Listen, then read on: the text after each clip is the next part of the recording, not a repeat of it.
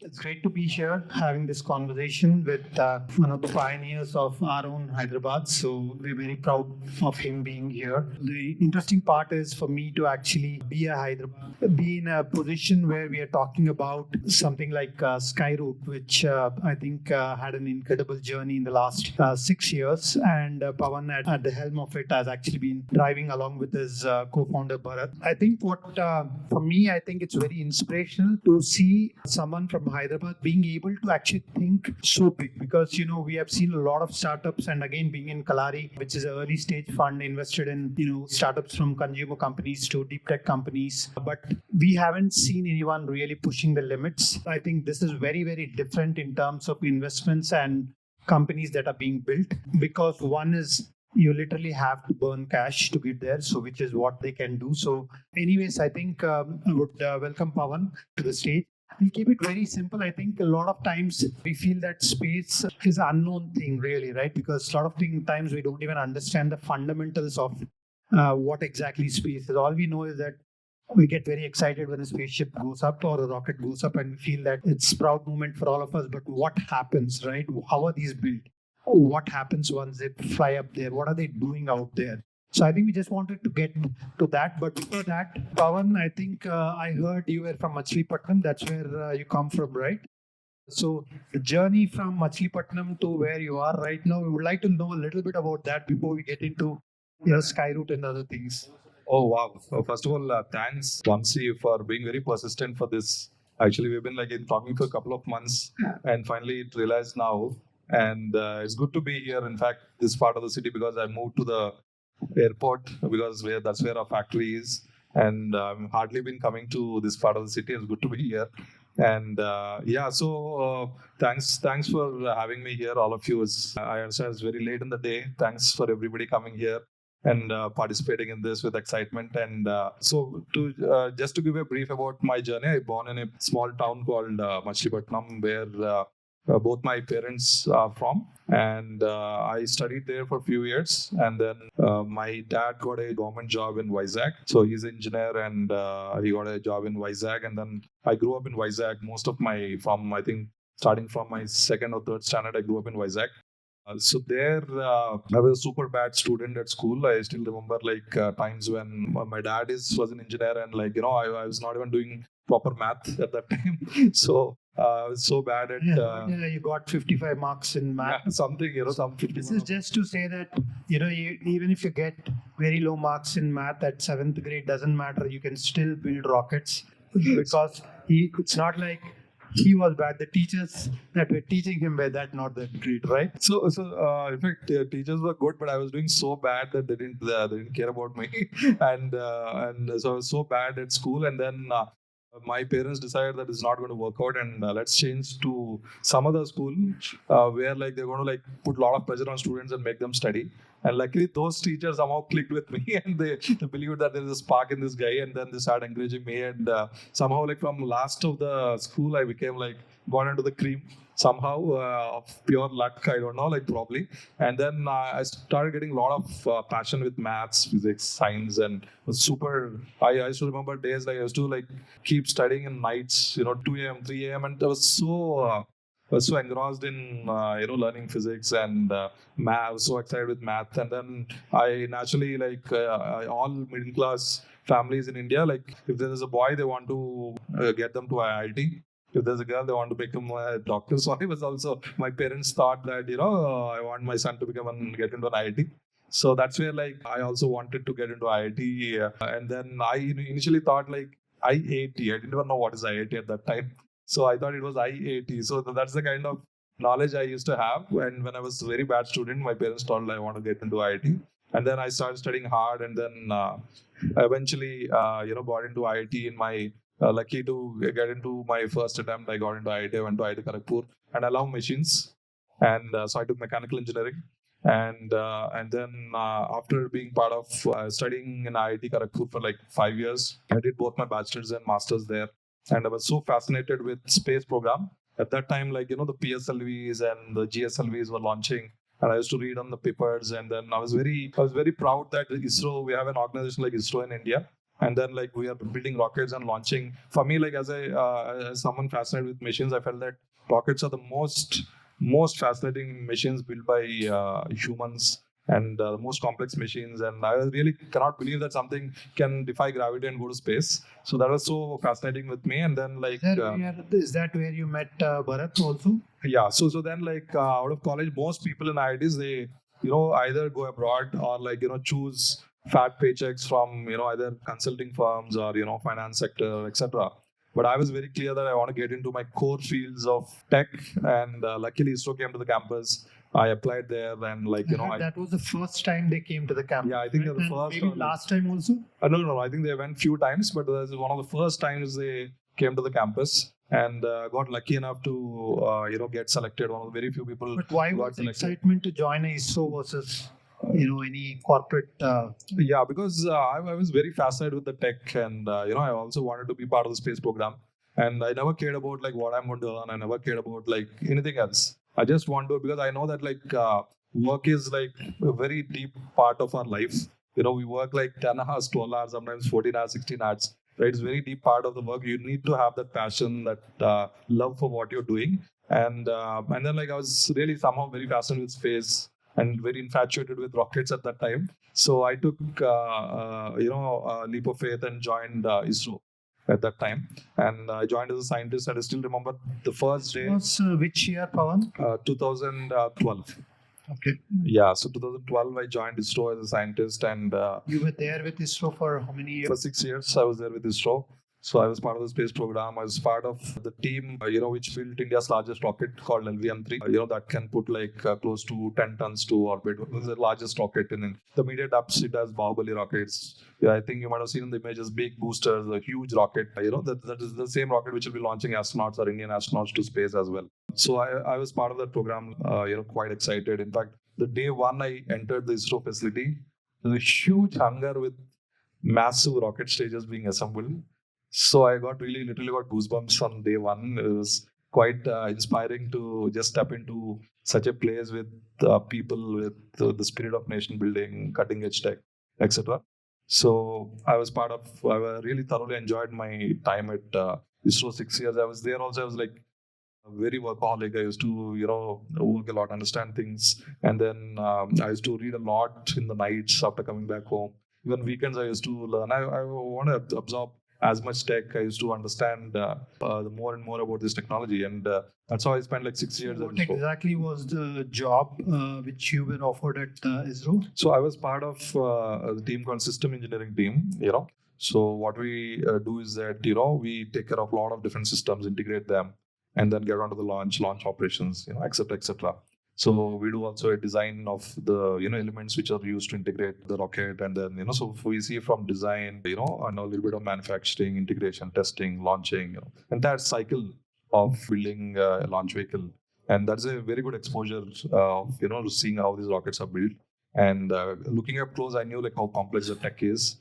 And it was quite fascinating. Also, I also very closely observing what's happening across the world. What SpaceX is doing, what other companies are doing, how's the tech evolving, how's the business evolving. So I had a front row view of all this while working at ISRO, which really happened to be a great boon. Yeah. So of course, a lot of us, like as I said, just understand space from a different context. But if we come to the basics, what is space, right? Where does it start? Because that itself is a big question, whether it's 80 to 100 kilometers or whatever it is. But where does it start? We don't know there's an end. But at least from where does it start? What are the different orbits? Because we're building rockets for different orbits in a different way. We're sending different things into different orbits. Maybe if you can just break down what it means when you actually talk about space. What are different orbits? And what are different satellites doing at different orbits, and why are we actually sending stuff over there, right? Yeah, so space is something where the atmosphere almost ends or like negligible, literally. So there we can always debate whether like space is 80 kilometers or 100 kilometers. So 100 kilometers, that is called a common line, and 80 kilometers is what NASA defines as space. So basically, you can think about it as like anything above 80 kilometers is space. There, like atmosphere is almost negligible, but still there is some air molecules there. But still, like it's considered as space. And then but still, like as I mentioned, like there's still some drag out there. So until you launch above 400 kilometers, you'll not be stable in orbit. Once you orbit something, you'll not be stable, and it falls back onto the Earth.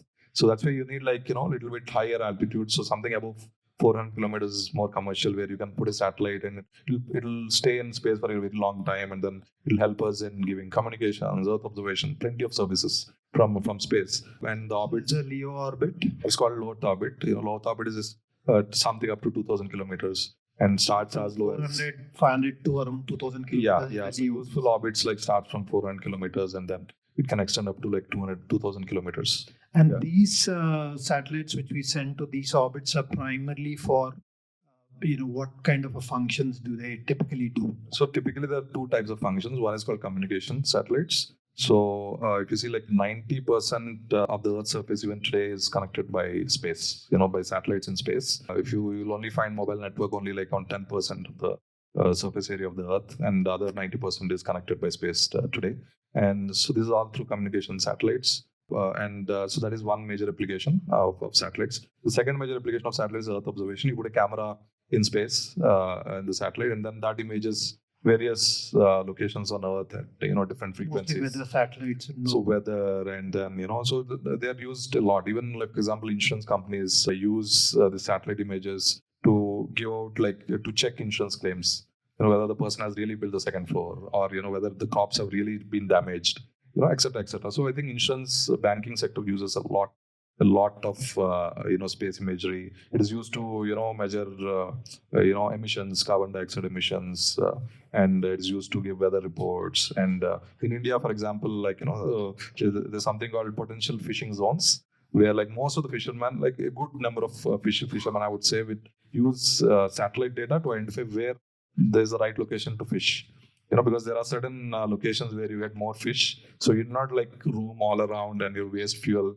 And this particular satellite service by the government saved billions of dollars of fuel, in the last few years. So these are some of the applications. But I think overall, if you put a number to it, space is like a $400 billion market globally, and a good portion of it comes from communications. And if you see even the television, it directly comes, all the dish directly comes from the satellite. But that's more in geostationary orbit. Is that what it is? Yeah, so it's more in geostationary orbit. So this low Earth orbit, now the new trend is like, even communication satellites are going lower.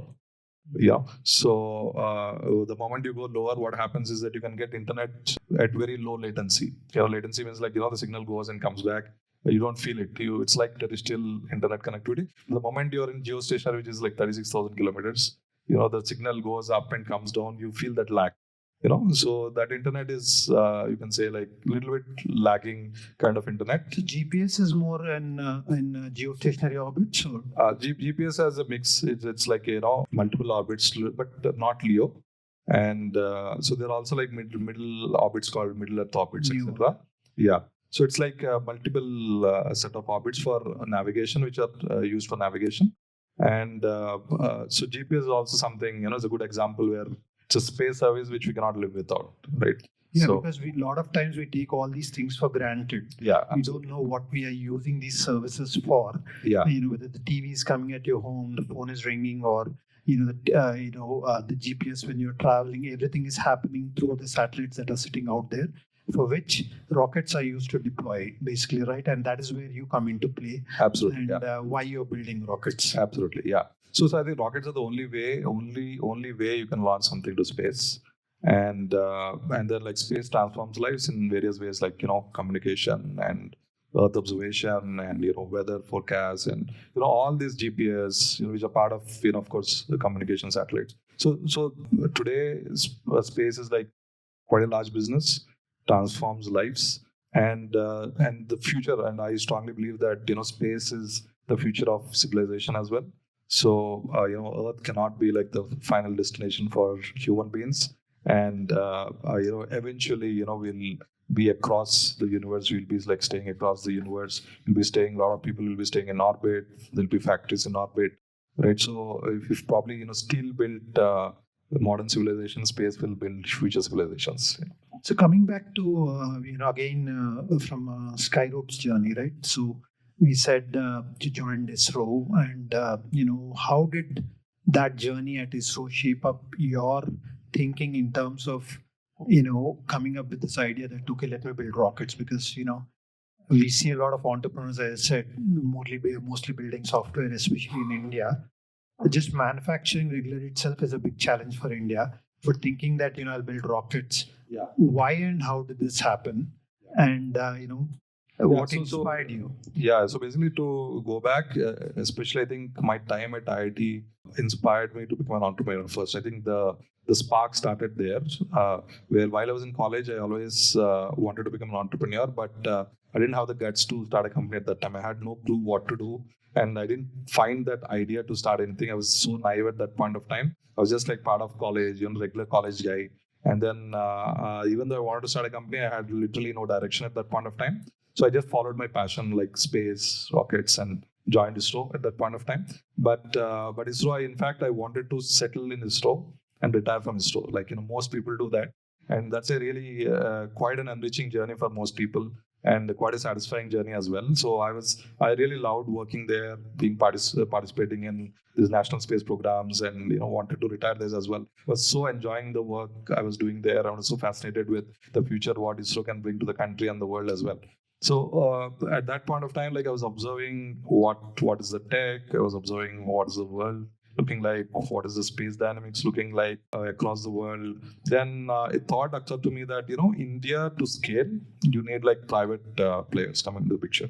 I think SpaceX is big proof, how the American space industry has bloomed after SpaceX has come, and then it has done like very rapid innovation, very futuristic innovations, very quick. And also it's like driving the space economy there. So I really thought that in India we need that very active private industry to scale. And I just got a thought like, why don't can this not be a business? For example, that this is one spark which has come during probably after 6 years of working there. And the moment the thought came, I thought it's impossible. The moment, because I see the rockets close, so I know that this is something very, very difficult to build. And then so immediately my mind said, this is not going to be possible, and definitely very difficult in India because there was no policy, there was no funding environment, there's a lot of red tape, and only everything is in the government itself. There's no major ecosystem in the private sector at that time. So I was like, I thought immediately it's not going to happen. But then but still that part was there in the mind, and it was somehow exciting. And then I felt like there's an opportunity out there, and then my mind started automatically looking at like how we can make it happen. And then when I made like a small plan that okay, this is how we can manufacture things. Okay, policy is not there, but eventually it's going to come. I just balanced out everything. It made all line items of what is required to make this happen. And slowly, I think within just few weeks, I realized that this is possible. And it is possible, with me starting it. Of course, we need the right team. Then, I met Bharat, my co-founder.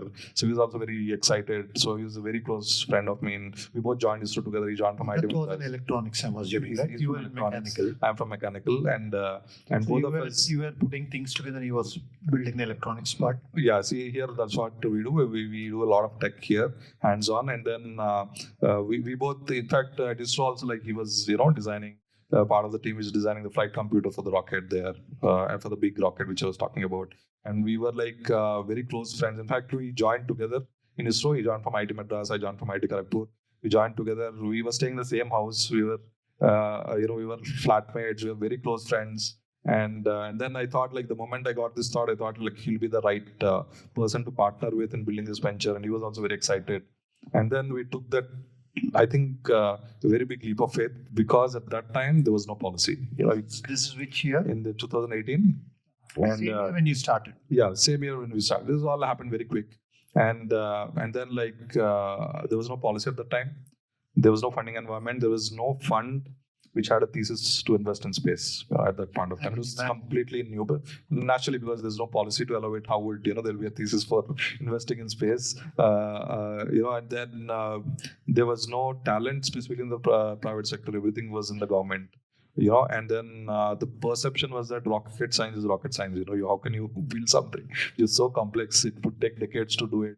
And it's so complex tech. Even government has what taken was your pitch like, Pawan? Because I'm very interested in knowing If you're pitching to me right now, I would love to understand how would you pitch that you're gonna you want some money and I want to build rockets, right? Yeah, that's very interesting. That's what, in fact, like most of the investors thought we were foolish. What are these guys thinking, and how we can build a rocket in India? That in the private sector, it will cost like hundreds of millions of dollars, right? So that was the immediate thought process. But I think when you break it down, yeah, that's how I pitch it. Like we say that this is how the rocket is going to be. It's not going to be like the big rockets like the PSLVs or GSLVs. Satellites, like our mobile phones, became smaller with time. Satellite technology is also getting better, and satellites are becoming smaller. And most of the satellites are like a shoebox size or like very small size satellites. And then the next decade, 35,000 satellites are estimated to be launched. And at that time, the number of satellites in space were only like 1,500. But in the 10,000 now we have 10,000, and at that time estimates were like 30,000 satellites will be launched in the next 10 years from then in 2018, and most of them, more than 80% of them, will be small satellites. So the trend is going small. So you can build a small rocket, and a small rocket will not be very expensive like the big rockets of the space programs or the government programs, and it can be done. And how much were you asking at that point of time? So in fact, I thought I would be happy even if we would raise 1 crore or 2 crores. So I was like just buying some luxury car, absolutely, right? Absolutely. You would actually build a speech. Because I had no clue. I was a technocrat. I had no clue about raising capital, no clue about money. Nothing. Literally, it was like blank sheet of paper. I had no clue of anything. What a startup is? How do you build a startup? No clue, right? So I thought like I took the decision to quit ISRO and then start a company. I was ready to give it all in. I was ready to. If the policy doesn't come in, I was ready to wait for 10 years. I thought like probably it will take 10 years to get policy. I was ready for it. Probably I'll be able to raise maybe 1 crore or 2. Okay, that's fine. That'll make us run for a few years, probably a few months with a small team. Or even in the worst case, probably I would not be able to raise funds. So I had some savings from ISRO, very, very little savings. I thought probably I would run, maybe 1-2 people would run the company for some time. So I was ready to give it all in, zero expectations. And then assuming you knocked every door out there to get that money. Yeah, so we knocked a lot of doors out there. A lot of people thought we are foolish, but like one door happened to be really good where Is that Mukesh? Yeah, that was Mukesh Bansal. So in fact, there was one friend of mine. His name is Balaji. So we were all working together. I was also pitched to him, and he was also excited. And then he thought okay, let me help you guys raising capital. He was also totally new. And then at that time he thought he didn't know you would burn the money anyways. Literally. So that's what he just tried, and he messaged Mukesh on LinkedIn saying that a couple of folks from ISRO want to start a private rocket company, and then would you want to meet? Then Mukesh immediately replied that I want to meet. so then we went the same weekend. We went to Bangalore, and then we met him. And then he decided in one meeting, I think it's hardly 45 minutes meeting, decided I'm investing 10 crores in the company. Yeah. Nice. So he was also a space enthusiast, and he was the right kind of person at the right time for us, because our risks are very high, so no policy, a lot of things at stake. So you need that kind of a risk-taking person who believed that entrepreneurs will work things out and then figure things out and make it happen, move the world to make it happen. So he felt that we are the kind of founders who can make things happen. And so luckily he believed in us at that time. We happily met. Lucky to meet him first of all, because just imagine reaching out to him in our network is a little impossible. So we got to him through a LinkedIn message, met him, got a check of 10 crores, started the company. That's how it started. So. And just coming back to I think the fundamentals. What does the rocket constitute of? There's different stages, right? There's 2-stage rocket, there's 3-stage rockets. What does the rocket constitute of? And with this 10 crores, what did you want to prove? So 10 crores just to put a team to design and do some basic engine testing and all that. Very basic stuff is what we could do. It just gives runway to move forward and make some inroads to design the rocket and then make some progress on it. That's it. and then we pulled off 3 years with that money, with a team of like I think 30-40 people, all in Hyderabad. In Kondapur was our office, and we started. I remember the moment like we got commitment of the capital, we were very excited. We started recruiting people, and we didn't even know that even after commitments you don't Who are you actually. recruiting? Because I'm very curious. Who would you recruit? Yeah, If I'm saying that I want to build rockets, yeah. you wouldn't go to the regular Naukri.com and say, I want to build rockets, right? Yeah. So what I did is like I again went on LinkedIn and I started pinging people who are from ancillary industries, like people from aircraft industries, people from who are vendors to store, people from who had like degrees, masters in aerospace engineering, etc., etc. Whomever I felt interesting, I did like a deep dive search and then started pinging them. And at that time, we didn't have money in the bank, nothing literally. We gave offer letters to people, saying that this is. We pitched to them. They all were quite excited with this journey, because in India there was no like a big aerospace ecosystem in the private sector, right? So something building were quite exciting for most engineers. So we got really good people. We didn't even have a website. Everybody had their own doubts. Is this like imagination or is it real? Because there's no website. There's one guy who came and says that he's coming from ISRO and he's starting a company. There was literally no trail in the internet showing any signs of the company. There was no money with us. So at that time, Fly by night. so that's how literally how we pitched to investors. We pitched to our initial employees, and then we built their trust and they took the comfort to quit their jobs, and then they rolled on to Skyroot, and then after that money came in. And then all the I remember that first day we had I think 15 people on day one, because we recruited before before even we got to start the money take a place and all that. And then we started there, and it took us progressed, and then almost went through a death valley as well. At that point of time, COVID hit. After 2-3 years, COVID hit, and we were raising capital. We were unable to raise capital because everybody's priorities changed, and still there was no policy, nothing, and all of a sudden, and then our money started going. I still remember, I think our bank balance was like hardly anything, very little. It was such a stressful time, and that too during COVID. And we're a hardware company. We had to move things. We moved rocket stages here and there. We build the hardware. Nothing. Everything stopped. All the factories closed. So literally we were doing nothing for 6 months, 8 months. We were doing only simulations here and there. So progress halted for several months, no capital.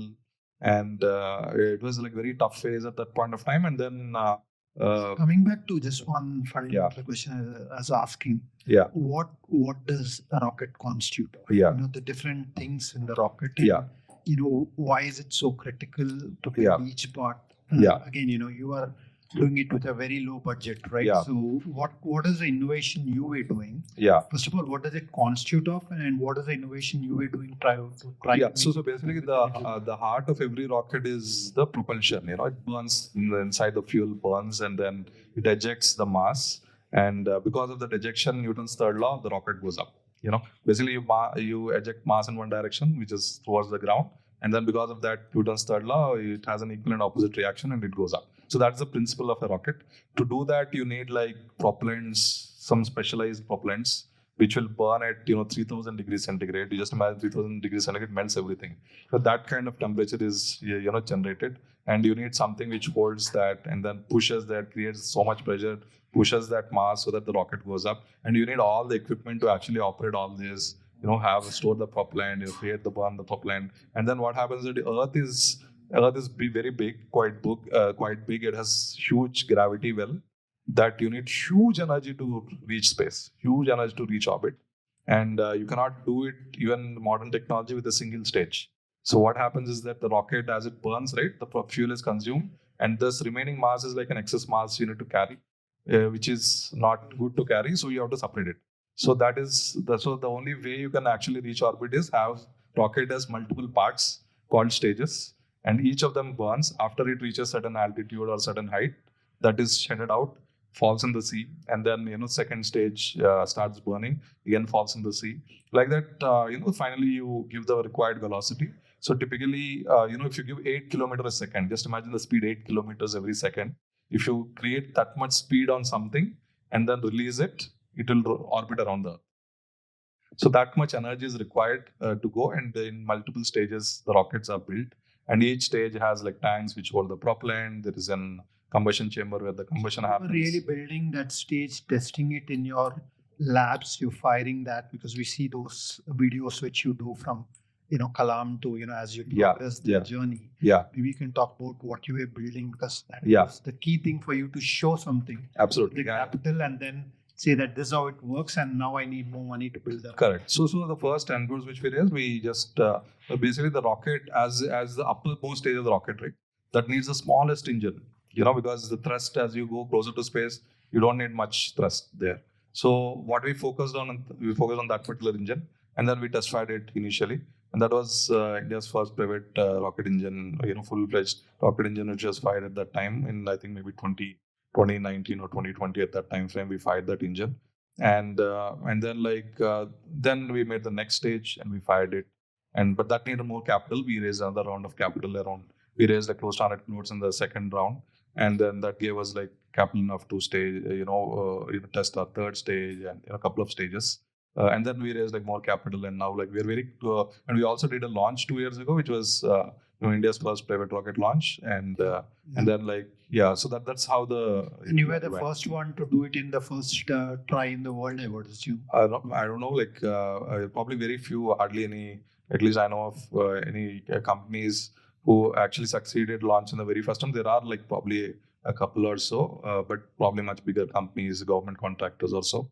But I think that's very rare event where a startup succeeds in a very first launch, and so that also we achieved in our Vikram S launch 2 years ago, which was like India's and South Asia's first private rocket launch.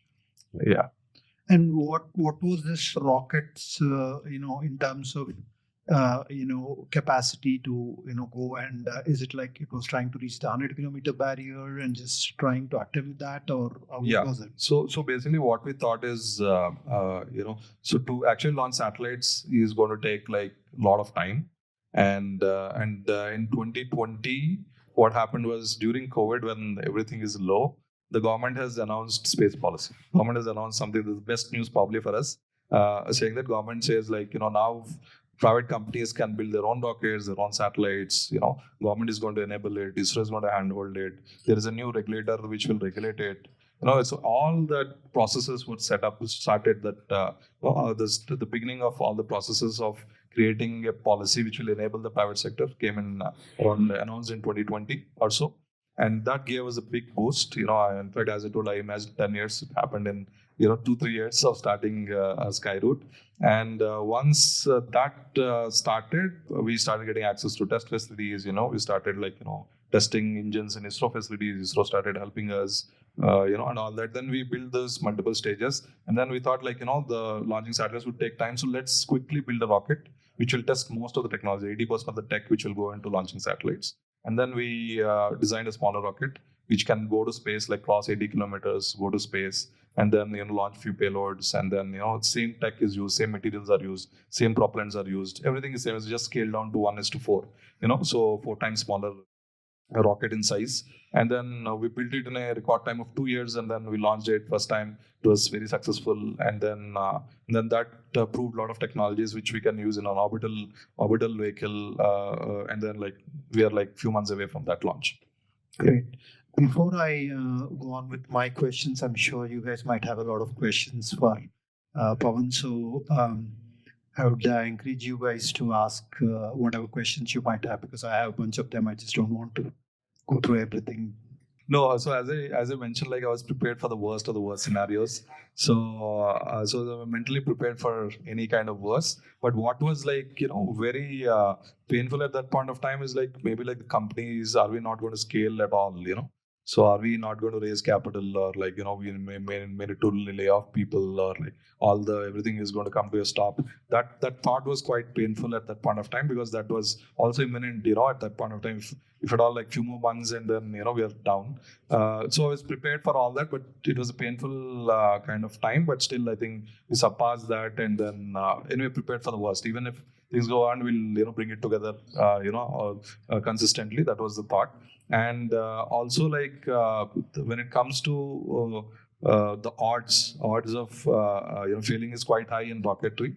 And typically, like, the beauty of small rockets is that the cost is not too high. It's not like you're not burning like hundreds of millions of dollars or like tens of millions of dollars. This is a lower single digit millions of dollars goes if you launch fails. But it's a learning process because even the famous SpaceX took 3 launch failures before they succeed on the 4th flight, and then now it's history. It's a $200 billion company. It's inspiring all of us. So I think that learning curve is always there, and the beauty of doing that learning curve with smaller rockets is that you don't need to burn too much, but still you need to, like, of course you'll have decent amount of losses, but it's all part of the process. Yeah. So very good question. So basically, our core value proposition is that very few people can build rockets in the world.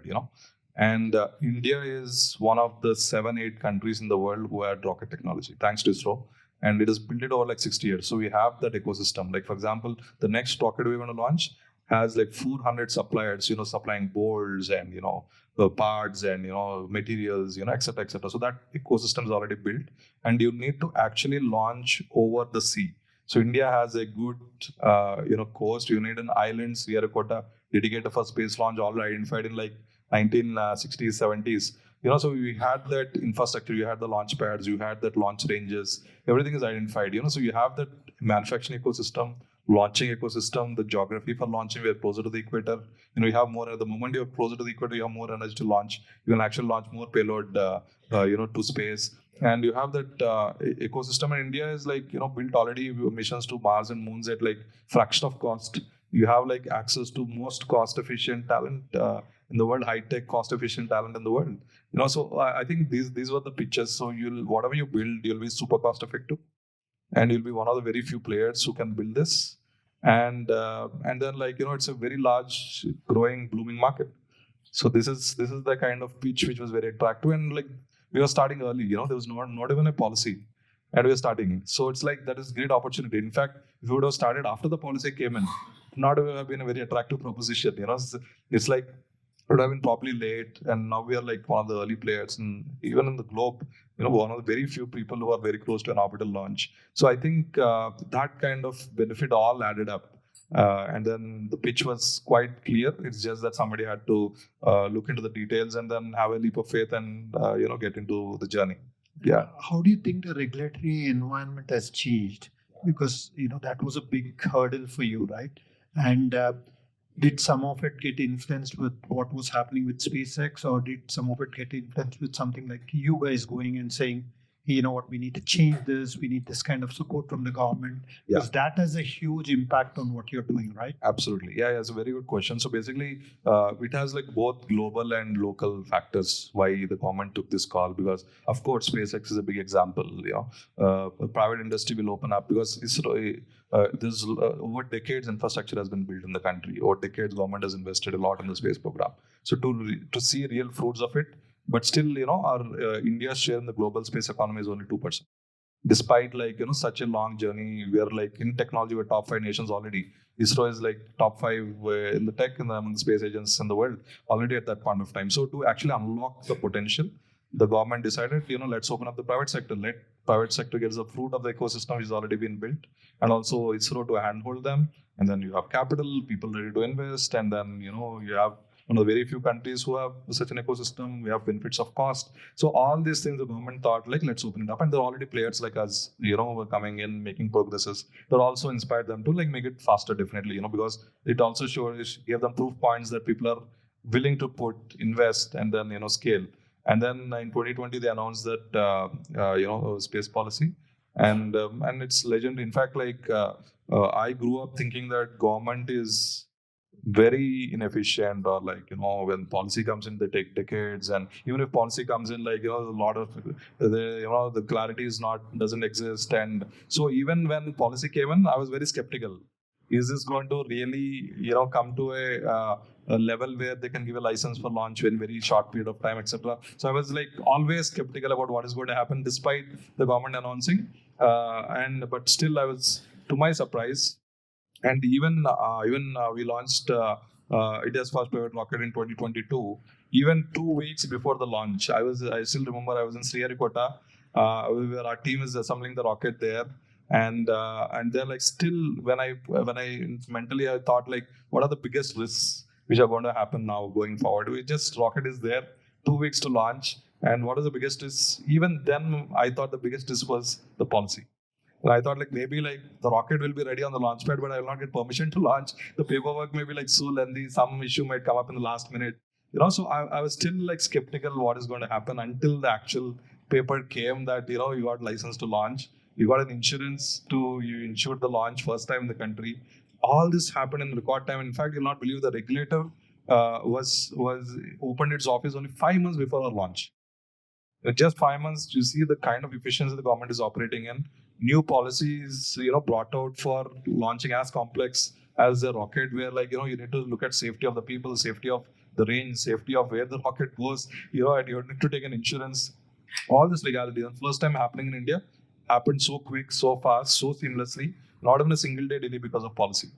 So that's the kind of, I think, new India I felt really, the kind of transformation which the government has brought in new sectors, making it quick. And also, I also observed in other sectors as well. When even the drone policy was released, and then people had comments, and then immediately, I think a couple of weeks or a few weeks after they released an updated policy. So quick and so fast and so efficient. I think something really wonderful to see in India, and I think we're one of the proof points of companies which are highly enabled by the government. Very quick efficiency of the government has enabled us. Yeah, very good question. So basically, it's a mix of things. So definitely, everything cannot be calculated because a lot of unknowns. You can only like guess. There's a lot of guesswork there, but there's a lot of gut feeling which went into it, because I came from the space ecosystem, so I knew that stars are going to align sometimes. So definitely it's just a matter of time and it's going to align, and then we can build the right thing to make it happen. We know the tech fairly. I know that how to bring up the building blocks to make it happen. So all those calculations were there, and then of course there's a leap of faith taken on the policy, on investments. I had no clue how to raise money, and so literally, but we thought we'll figure it out. Like, people are raising money, like startups are building, they're becoming successful, so it's got something that we figured out. So, and then like probably if we are really persistent and doing the right work, probably government would recognize, and probably even if a single company is working really hard, a big few companies working really hard, I had the faith that probably government would listen, and then I love that. So I think that mix of gut feeling and calculated risk, I think helped a lot. It's a mix, I would say. And the future plan is Just quick thing on that. Just fundraising, right? Because this needs money all the time, right? Yeah. Every time. Yeah. So from 2018 to where we are right now, Yeah. just maybe you can just explain through the fundraising journey also, Yeah, right? Because that's very critical for you to keep going. Yeah, sure. So we, as I said, like we started with 10 crores, and so far, like we raised close to $100 million. So we raised like 5 rounds of capital. So almost like I think last few years, every year we have been raising capital, and we also like I think quite proud to have like some of the world's largest investors investing in us. And also taking their bets in the space sector first time with us. So there's also like I think they led probably very large funds like GIC, Temasek, and all invested in us, and then and they took like one of the first few bets globally in the space sector is with us. So I think we were able to attract like the right kind of investors who have that long-term thinking, which is very required for space. And the journey has been so, I would say, very, very unique and difficult, I would say, because literally until 2 years ago, 50% of the founders' bandwidth was going to raising capital. Just imagine, you had to build a rocket, you had to raise the capital to build the rocket. It's like so much of bandwidth went into it because it's so difficult. It's a new sector. Initial years there was no policy. I mean, like people can't imagine rocket science. Very difficult for anybody investor to imagine rockets being built and launched, and so much risk associated with even the thought of it, right? So we had to like break every glass ceiling at every round. So probably our seed round was the largest seed round in the sector, the largest Series A, largest Series B. So everything was happened to the first time in the sector, and that was very, very difficult. First few people know the pain of actually, breaking those glass ceilings and going step after step. And that has been an incredible journey. I think now I think a lot of I keep meeting a lot of new entrepreneurs coming into deep tech, and now they have a symbol now. They say like, okay, Skyroot is able to raise $100 million of capital, and now we have proof points that you can actually scale your startup, to a very large extent in a very short period of time, despite being like hardware heavy, despite being like capital intensive. So I think that's been a very incredible I can journey. definitely tell you that you've paved the way for a lot of deep tech startup companies, because we have seen, from our own, Chara Motors, which is working on the motor technology of SRM related stuff. And we have Digantra again, which is into, identifying debris and all that. So I think a lot of that came just from, seeing companies like you being able to go there and push the limits and actually being able to raise capital, and the ecosystem is getting built. How do you see, given that where is Vikram right now, and when do you see the next launch happening, and what do you see going forward from there? So the next launch is a few months away. So I've been telling it for many months, but yeah, it's been slipping a bit. But yeah, so it's just I think we are getting close, and maybe a few months away or towards the launch, and very excited because I think like we'll be one of the very few companies in the world who will be has the capacity to launch a satellite to orbit, and very, very few companies, and we are doing it at an incredibly low cost. I mean, can't even imagine the kind of, if you compare with anybody else, who have launched to orbit. There are companies who have spent $1 billion to launch satellites, to build a rocket of similar size as what we're building, or even might be even smaller, and to put a satellite into orbit. They spend $1 billion, and we are like, we are hardly spending like few tens of millions of dollars to get there. Incredible capital efficiency, and one of the very few to get there. I think it'll be a very happy moment once we see those satellites getting into rotating in orbit.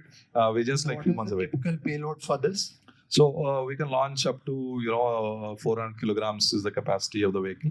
And this will be fully commercial, where you are making money. Absolutely, yeah. So that's where like our first test launch was more like testing of technology, and now this capability which we're going to showcase in launching satellites is pure commercial capability, where we're able to launch like commercial satellites to orbit, and which itself is a very large market opportunity with very few players. And typically, what kind of costs are associated with actually taking a payload to space? Depends on the kind of satellites, the payload range, and all that. In our class of vehicles, which are smaller vehicles, so it will be like higher single-digit millions of dollars per launch. And then like the more launches you do, the more revenue you can generate, and considering our capital efficiency, we'll be able to operate at like very good margins as well. Thank you for sharing about your entrepreneurial journey. I'm also a founder, very much in the stage of an idea and trying to get a team. And I'm curious, now obviously you have such a strong moat, but in the early days, how did you select a set of advisors who you feel like you could actually trust? But again, that's when your idea was so new, you didn't have capital. That's almost the most risky stage of a startup, because anyone can kind of like steal the idea. So how did you vet who you were getting advice from? And what advice would you have for founders in that stage where their ideas are very raw? Oh, wow. So that's a very good question. In fact, like our initial advisors, like were people who built rockets for decades. So some of them like who. So there's like one key advisors, and in fact, like is very major part of our team is Mr. Gandhi, who is like who is a Padma Shri awardee, who's like who built the cryogenic rocket technology in India. He's led the team which built the cryogenic rocket technology in India, and then like you have the other scientists who have like decades of experience in building it. So we need to, I think, identify like people who have strong domain expertise in your field of interest, who are like very well known, and second thing is that someone who get excited with your vision. I think that's very important, because many people, you'll have like a lot of options to choose from, for your advisors. A lot of people want to advise you, and but then like I think the real ones are really share that passion, the mission, and they feel that they're part of that team. They're still very integral part of want to build along with you. I think those are the kind of people you need to have. And with respect to the team members, I think the same thing. People who can share the journey with you, who are ready to take the odds along with you. Ready to take all the risks along with you, and people who are able to like get out of the comfort zone, join you, take all the ups and downs. That spirit is, I think, very very important to have both in advisors and the initial team members. I'm Siddharth here. Uh, rocket science is the most abused words as we grew up as well. So pretty much 80% of the rocket is all about propulsion. Have you thought about disrupting in the space of propulsion rather than going the conventional way of burning and then letting it go? Yeah, so we think about it, and in fact, if you see like the burning and chemical rockets are like part of going from Earth to space for decades, since the 1940s. Since the first rocket went to space, even now, the essential core technology is the same. So unfortunately, the Earth's gravity well is so big that we have like very less choices of technology which we can choose from. But I think there are new tech which we always think about, and probably journey of building them would be few decades away.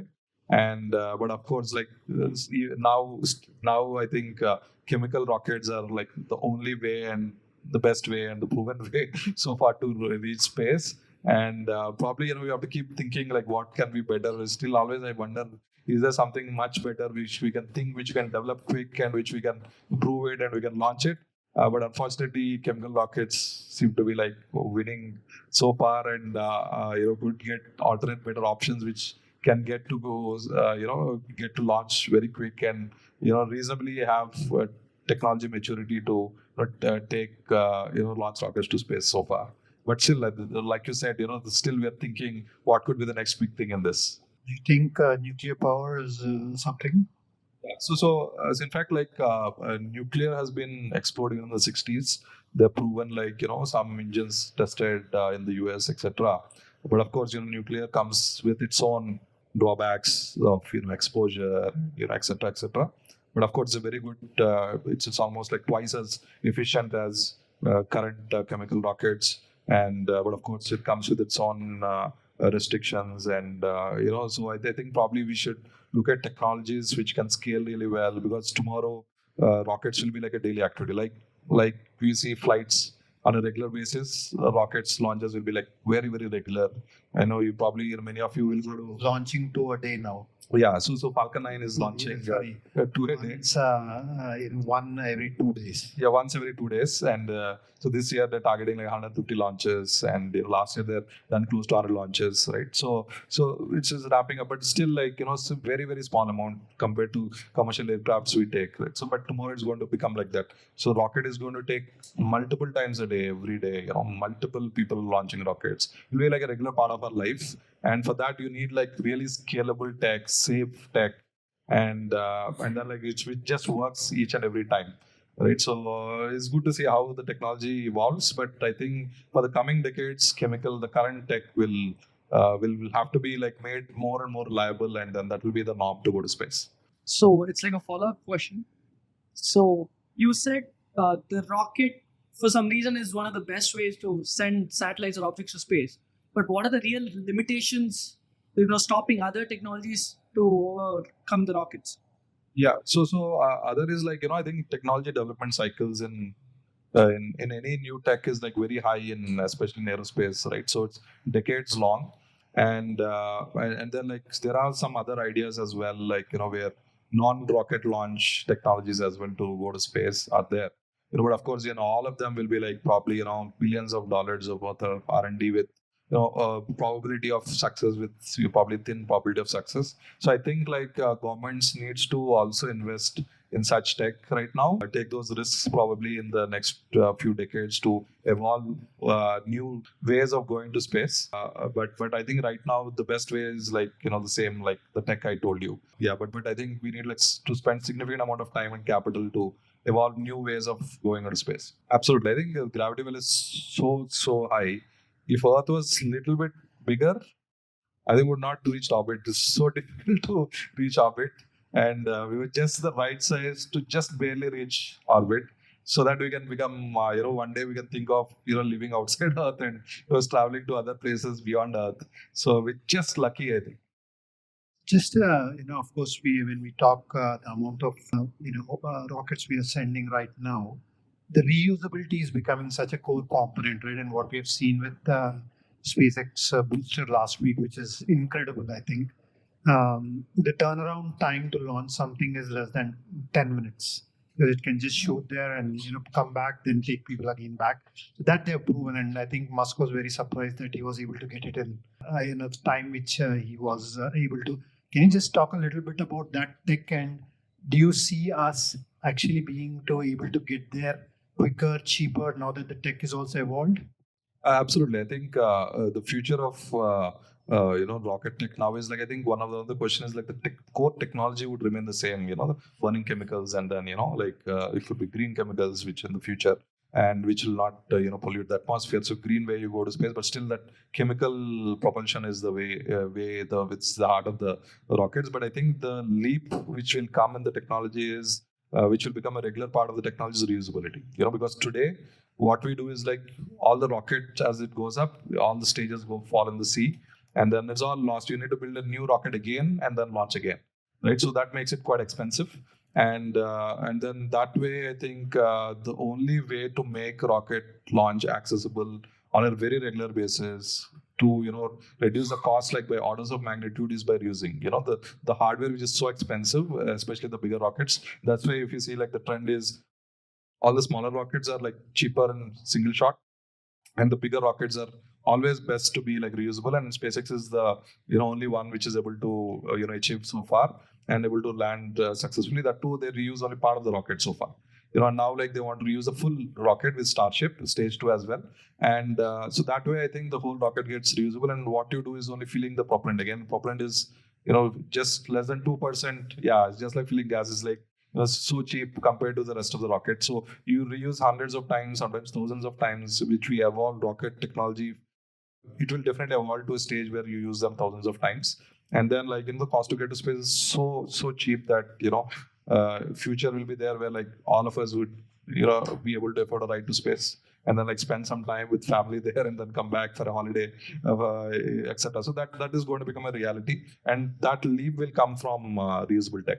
You talked about how there's a robust ecosystem in place, and that is developed over the years. Can you tell us about any of the gaps that are there and opportunities in that ecosystem that is developed? Oh yeah, So, absolutely. I think that's a very very good question. So I think the ecosystem is really good. Regulation, like I said, is super good, and I think like we're very proud to say that like India is has like probably the most efficient regulation in the space sector. Among like most other nations. We see like people in other countries waiting for permissions, like in paperwork for like months and months and sometimes years as well. Like it's so efficient in India right now. I think that is regulation is good, and ecosystem is good. So what I think can take a leap forward as well is very integration of the private and the government space programs. I think that is integration in sense like for example, India has a space ambition, and that space ambition gets executed, a good portion of it through the private companies. I think that is that integration is, I think, is the next phase as we build more and more capabilities with time. Like companies like Skyroot and other companies, as they build capabilities, probably I think there'll be a time when the ambitions of the Indian space program will get a lot of them, probably through ISRO. ISRO can be like an administrator, like how NASA does in the US, and then it handholds various private companies, and then and the space program ambitions will get executed through the private companies in addition to their commercial ventures. I think that will give a leap for India's space sector, and also like it will help sustain a very large ecosystem. Today, like the ecosystem is only like how much you can invest, what are the best commercial opportunities. Tomorrow, like ecosystem will come like even smaller startups building a system for the space program, developing from scratch, and then like building more and more things, doing a moon mission, doing a Mars mission, right? So and then that strengthens India to beyond what private sector individually can do. I think that integration is I think will take a leap forward, and we have been also doing as much advocacy as required to make this happen in the upcoming years. And also parallelly, we also build the capabilities enough so that it really builds that moat to actually have a better integration towards the space program. Yeah. So at Skyroot, what we have done is we have developed skill from scratch, a lot of skills from scratch. And of course, we have taken people with ancillary industries, having experience. We have also people who have retired from ISRO and working with us. So we have developed our own existing experience pool, but we have also developed a lot of fresh pool, into the system, hundreds of them. We have developed that talent, and India is a land where 15 lakh engineers, pass out every year. The cream of them is so good, and then many of them, because of lack of opportunities, many of them also may choose to go abroad. So now you have cutting edge opportunities here, challenging work, cutting edge companies being built here in deep tech. I think so much of energy and so much of numbers which are existing right now, which can be tapped. And I think for India's space program, I think the development of talent will be the fuel to take it forward. And that's what we have been doing over the years. And we think we can scale the talent really quick, really fast. And it's some really good talent which we can build out of India. Yeah. So in fact, I think space is looked a little bit more technical and is neutral to politics, at least from my view, what I've seen over the years. And every government which comes promotes the space program. Every government which comes wants this scientific progress to keep going. And so I think that support will always be there, whatever the government is. That's number one. And number two is that I think the government is only acting as an regulator and enabler in giving licenses, or in promoting and allowing what to do. But it's not going to put a cap on profit margins, because pure commercial entity, how much ever the customer pays, is not going to put a cap. There'll not be new taxes coming into for this, et cetera, et cetera. So I think that portion is is more streamlined right now. And we don't expect that to be a major risk or coming in way of generating ROI for investors. So I think first thing is that very few players, hardly any players to choose from. So for example, most of the people go to SpaceX. SpaceX is the largest player. They do multi-billion-dollar revenues with launch.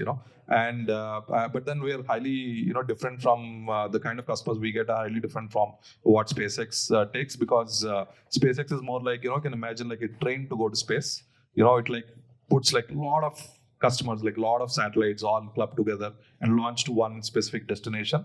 It's going from Hyderabad to Delhi. The SpaceX goes to a common place where most of the customers go. So we are like the cabs to go to space. We go to your specific location where you exactly want, and there are a good set of growing customers which need dedicated orbits or places to go to space. So we have very different market segment to reach, and for there are a lot of applications which we enable, which is really good. And hardly today globally, there's hardly any player who serves this market. There's only one player out of the US who does it. And that's the reason why I think it really makes it. In fact, if you see our mission statement for Skyroot is to open space for everybody. Open space for all is what we call it. And so with our immediate rockets which we are going to build, and we are opening space for the specialized customers who need a dedicated right to space, who need a customized right to space. That's what we serve basically. We get this very good handholding from ISRO. If you see our launch happened from ISRO launchpad, So our integration of the rocket happened at ISRO's integration facility. All the communication of the rocket, as it goes, all the data from the rocket is, captured by ISRO's equipment. So that is the kind of support we get. We use their test facilities quite often. So we get enabled by all the infrastructure they have. That is number one. And the same thing what NASA enabled SpaceX also in the form of contracts, where they gave contracts. So that is yet to start in India, but that is also going to come up. There are new initiatives where government is going to give launch contracts to private players as well. The specific is yet to start, but it's going to start. So basically, I think in enabling point of view, whatever we require for a private company to go prove our capability, government is doing everything, especially ISRO is giving all support to put us in a platform where we can prove our technologies and go commercial. So that is number one. And of course, the next part is, which also NASA enabled SpaceX, for example, is through large contracts, which is also going to come up in the coming years as we prove capability. Thank you. Pawan, I think that's been very, very informational and inspirational. So, again, thank you for taking the time out here. I know it's been a long journey. maybe, like as I was telling you, maybe Blue Jay is a company which can actually bring us, because they're building, I think, vertical takeoff and landing flights basically. So if that happens, maybe you can come here much more often. But thank you for being here. But just on another note, are you looking forward to actually getting onto one of the spaceships and traveling anytime soon? No, I would love to travel to space. I think it is going to become definitely a reality in soon. Like it's not very far away, and but now it's very expensive. I can't afford it. But it's probably with time, probably it gets quite affordable for everybody, and we can hop onto it and then ride to space. Probably even with our own rocket, we could We ride will to look space forward. as I well. think we'll still look for your rockets because I'm sure we can afford it because we cannot go on a SpaceX for sure. Uh, just a raise of hands, how many of you guys think you'll be able to, we are thinking of actually getting into space or traveling to space? Because I know it's going to be happening for sure. Oh wow, that's quite a lot of customers for us in the future. Do you think how much are you guys willing to pay right now? No, she doesn't want to pay at all. She says, I don't want to pay. I want to go to space. I just want to see the commercialization and yeah, but today if you want to go, how much? Very, very diplomatic answer, Pawan, how much do you think you will be willing to pay? You will be willing to pay. And I would love to pay even a few crores to go to space.